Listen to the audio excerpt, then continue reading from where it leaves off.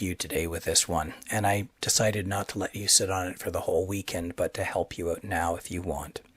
But I'm not going to give it away on the first slide. I want to see if you can have that eureka moment. What I did was I Billy Madison'd you. I led you astray by making what seemed like reasonable jumps in the math, but I allowed sloppiness to take place. And the transition to the mistake is right here.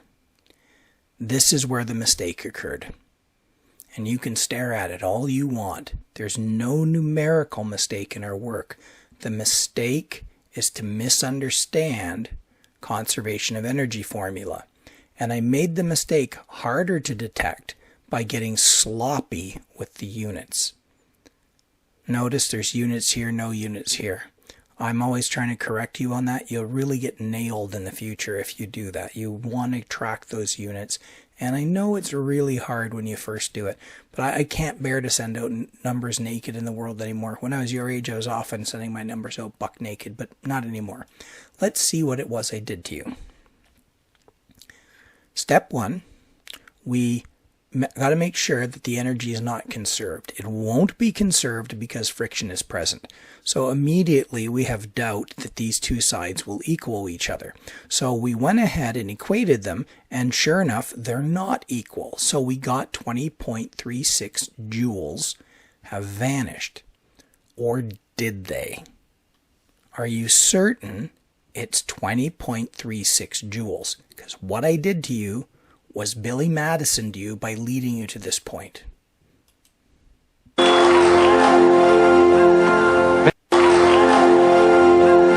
Mr. Madison, what you just said is one of the most insanely idiotic things I have ever heard. At no point in your rambling, incoherent response were you even close to anything that could be considered a rational thought. Everyone in this room is now dumber for having listened to it. I award you no points, and may God have mercy on your soul. That's what I did to you today. By leading you from this step to this step, I made you temporarily dumber. And the odds of you finding your way around my deliberate dumbing you down are low because you're too busy looking at decimal places in your calculator. So let's see, where is the giant misconception from this step to this step? Let's set it up a bit more thoroughly. We know the conservation of energy won't take place. Not with just these two terms. There's going to be a work term, which is going to be force of friction times distance. I'm going to resolve the problem, but I'm going to scrupulously pay attention to our units. And what we're getting now is 25.48 meters squared per second squared is not equal to 512 meters squared per second squared. So 20.36 meters squared per second squared is lost. Hold on a moment. Is a joule the same as meters squared per second squared? Is mgh going to deliver the same units as g times h? When we've canceled this in the past, were we canceling out the mass because we were interested in solving for energies, or were we re-canceling the mass because it was irrelevant in a problem where height was changing for speed and there was no friction present? So can we still cancel mass and call it energy? And the answer is a resounding no. Nay, nay, nay. Meter squared per second squared is not a joule. Let's review. Work is force times distance. Force is measured in newtons. Newtons are kilograms meters per second squared. Multiply that by meters, and this is what energy is measured in. That is not energy. We divided out the mass. That means we've got joules per kilogram. 20.36 joules per kilogram of the child was lost. This is an energy density, something you should be familiar with by now. We weren't calculating energy loss, we were calculating energy divided by mass that was lost, and that's where the mistake occurred. Now, could we set this up properly and still cancel mass by expanding this? And again, the answer is no. Can we go ahead and solve this in one pass by putting the formula together by conservation of energy? All the energy that the girl released by coming down the slide must appear in kinetic and the friction. Yes, you're totally fine to that point. Can we expand this work formula a bit more to force times distance? Yeah, and actually you have to solve the problem. So once you reach this step, there's the thing you're solving for. The force of friction is staring you in the face. It's ready. So you would then just simply solve for this. You could do it in two steps. Set up work is mgh minus half mv squared. Calculate the work, and knowing that work is equal to force times distance, you could compute the F value. You need go no further. If you continued and you expanded it to mu Fnd, you've gone too far. Where's the force of friction?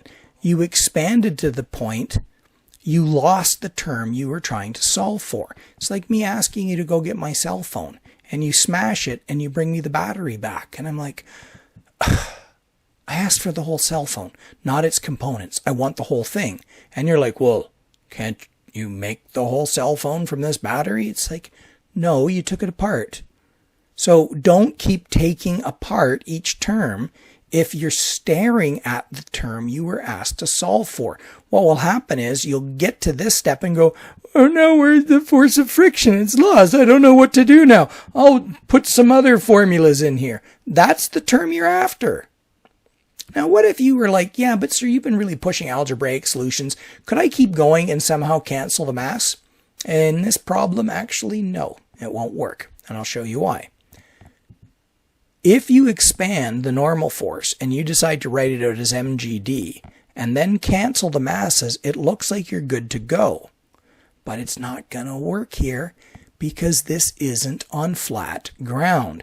And from the beginning of the unit, I said, why are we not just saying Fn and mg are the same things? Well, because they're only the same on flat ground. Here's what happens when the ground is tilted. In grade 12, you will now start computing the normal force when the surface is tilted. And we're looking now at the force down the slope and the remaining force 90 degrees from the surface. So the normal force is only mg when the ramp is at 0 degrees in height. As the ramp approaches 90 degrees, the normal force weakens. So in this case, the force of friction would expand to mu mg cos theta. That's your grade 12 solution. So could you do this now? Oh gosh, yeah, all of you are ready to do math like that. But why would you? You weren't being asked to solve for any of that. You were being asked to solve for friction. So certainly at this point, the mass would indeed cancel.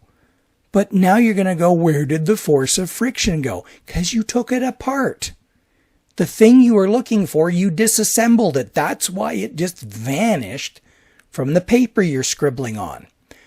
This would lead some of you to go this way, solve mu, and then spend another half page writing down to come all the way back to this. You would do one of those circle back errors I'm talking about. So you go too far if you're not paying attention that you've actually got the term you're ready to solve for in front of your face. So how can we stop this from happening? Like this. I've rewritten it now. Give yourself a chance to look at it. I've put everything in and color-coded it. We are trying to solve for the force of friction. So what I did was I highlighted every occurrence of that term so I don't let it disappear. If you struggle with this, highlight these and make certain you don't let it get away from your eyesight. Keep your eye on the force of friction. Let's take a look at it now. I'm going to expand this and rearrange. Why did I put 115 out here? Well, it's a common term. Why would I bother multiplying twice by 15? So I put the 15 in front, got purple brackets here, and I've got all my terms inside. Interestingly, when I carry out the multiplication, we can see that this size of 26 is related to the height, and this is related to the kinetic energy. So an awful lot was lost on the way down the slide. When I expand this, I get 312.2 kilogram meter squared per second squared equals force times distance. That's what we're expecting for joules. Kilograms meter squared per second squared. But you weren't asked to solve for joules. You were asked to solve for this force. So you divide by 4. And you get 78.3 newtons, which is 75. Why the difference? This teacher's using significant digits, and they're using exactly 9.8 on this answer. Now, 700 solutions to this exist on Google. And from what I can check, nobody is discussing the fact that you can't divide out the m. Everybody's obsessing about the decimal places. And so this is what I mean. A problem like this really shows you how to track those concepts. And here's a situation where dividing out the mass is not only quite difficult to do, but it's definitely not required. Not even just not required. It will screw you up. It will make the term you're trying to solve for vanish. So if you think you're doing that, they're a nightmare to find the mistake, because it's a conceptual mistake and you'll stare at it and go right by it. And this is why I would encourage you to highlight the term or do something to make certain you've got your eye on the target and you don't make it disappear by math and then just start floundering around in variables wondering why you're not getting the number printed on the page.